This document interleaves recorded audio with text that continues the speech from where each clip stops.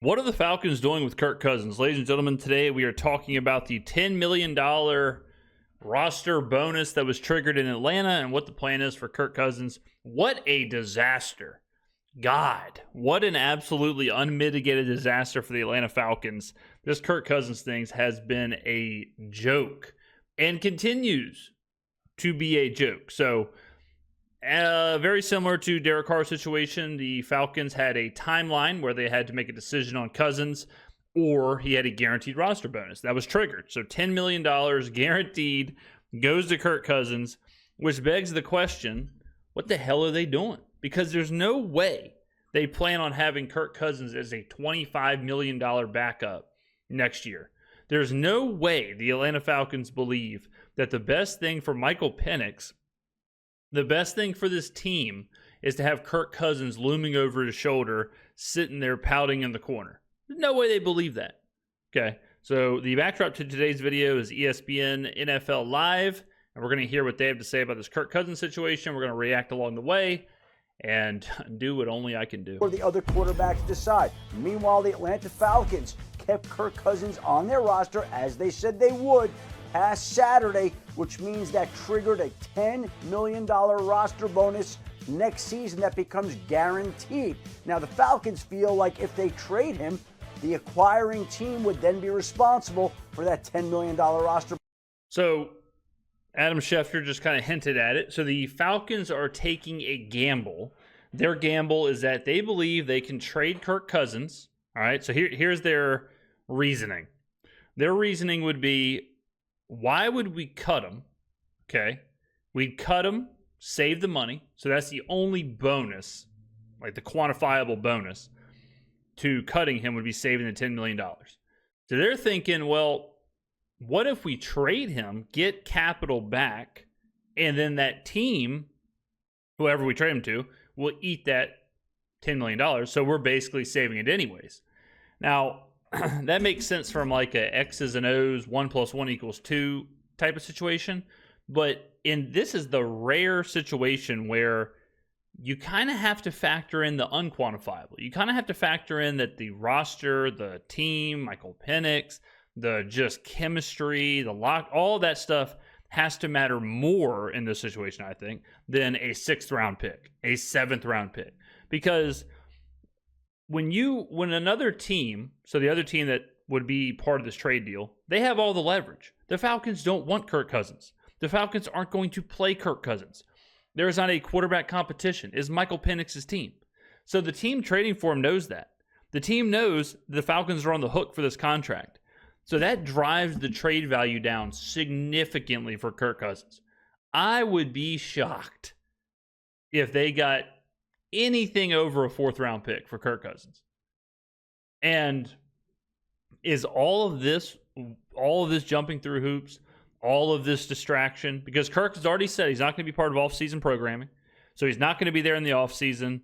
He's just holding up a roster spot. He's just casting a shadow over Michael Penix. It's like a bad breakup that you just do the breakup. You know, like, yeah, it sucks. Yeah, you look like an idiot. Yeah, you wasted time. You wasted money. Everyone called you an idiot for signing a guy off an Achilles to a huge contract. We all know that, but it happened. Okay? You drafted Penix immediately after. Everyone called you an idiot. It happened.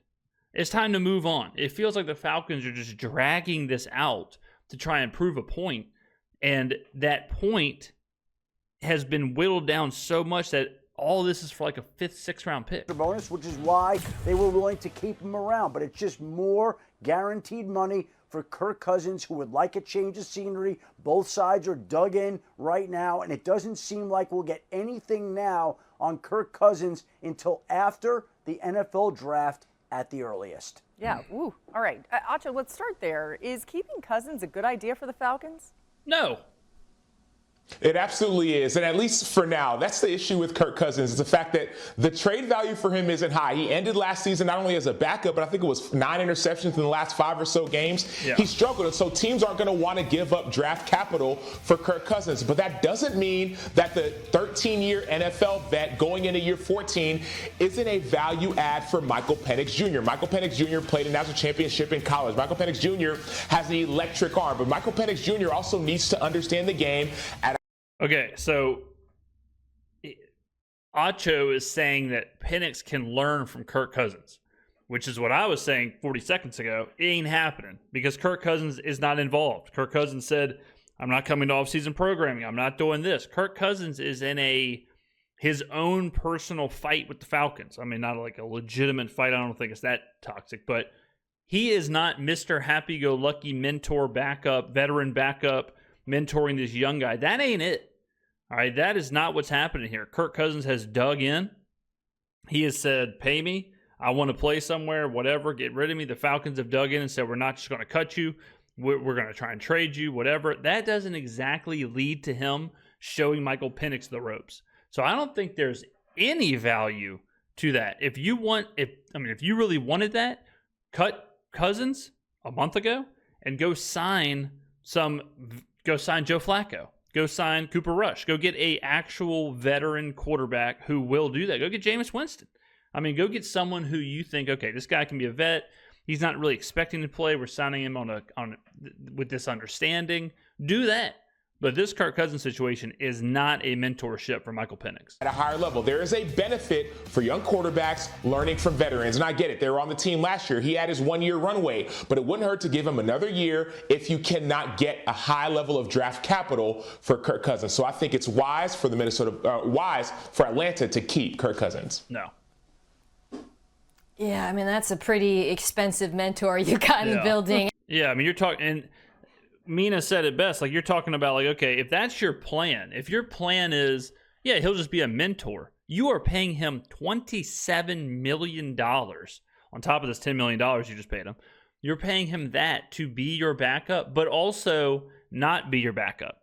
Because under Acho's, pipe dream, there's no controversy. There's no, like, Cousins doesn't want to start. He's happy being the backup. He's happy doing this, which I think we all agree is not real. He's not actually happy to be the backup.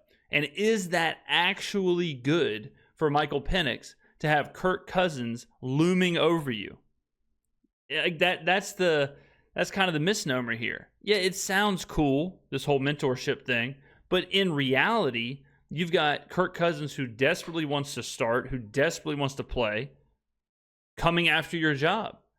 And Michael Penix having that kind of added pressure, or if he struggles at all, there's 30 million reasons why the Falcons would go back to Cousins. That just seems like a really dangerous pitfall for the franchise. That said, I don't disagree because, one, Michael Penix Jr. also has a pretty significant injury history. So if you were to move on from Kirk, I don't know what the plan would be as a backup, but it would most likely be a pretty significant downgrade from Cousins, even at this point in his career. The other reason, and Sam, you're right about this, there's not a lot of draft capital likely to be had in a trade. So while you would be able to potentially incur some cap savings, as you see here, although if you had to eat into his contract a little bit to do a trade, you would limit those savings to some degree. I do question whether it would be worth it given how likely little they're going to get in return. So this is not an easy one for Atlanta by any means, but of course it's a situation of their own making. Yeah, you mentioned the cap savings. There's a couple benchmarks there, maybe after the draft, depending on teams that still need a quarterback, and then that post-June 1 area where they could have some savings. Cousins has a $40 million cap hit in 2025, 7th highest in the league. All right, there's been a lot of wide receiver movement. So brutal. I mean, tough for Atlanta. Atlanta, I don't know why Atlanta gets a pass. It's also interesting when I hear people say Atlanta. Like I hear, like Mina just said Atlanta. I listened to a podcast out in Vegas. They say Atlanta, but everyone I know says Atlanta. There's only one T, if you're a real one.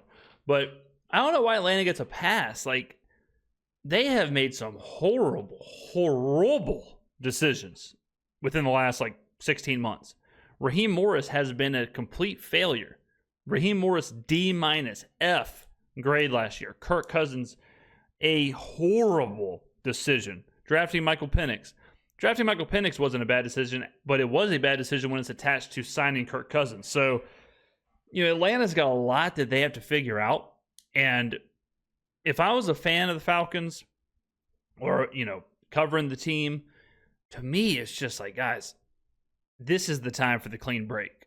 This is the time. If the Saints had the equivalent of Michael Penix, if they would have drafted a quarterback in the top 10 of the draft last year, and we're dealing with this Kirk Cousins, this Derek Carr fiasco in New Orleans, I would be pushing for the clean break. Just eat it. Even if it costs you a 6th-round pick, even if it costs you, the little bitty baby trade value or draft capital you could get in a trade. Even if it costs that, is it worth risking all of the rest of it? And the backup quarterback thing, they're kind of talking out of both sides of their mouth, because on one side, it's well, he'll just be a mentor. He'll be this, he'll be that. But then it's well, Penix has an injury history. It's well, wait a minute. Are you, now we're talking about two different things. Are we talking about a mentor? Or are we talking about a potential, starting quarterback? So I don't know. If I had to guess, I think Falcons fans would prefer the clean break with Kirk. To just get, starting anew, getting him out of the building.